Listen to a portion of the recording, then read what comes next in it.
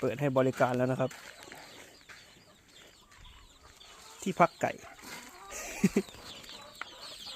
มีลูกค้ามาพักแล้วลูกค้าน้อย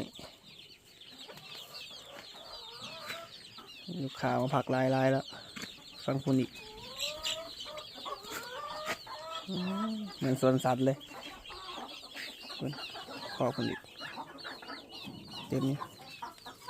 มีไก่ไข่เห็ดเป็นอย่างทางการของไง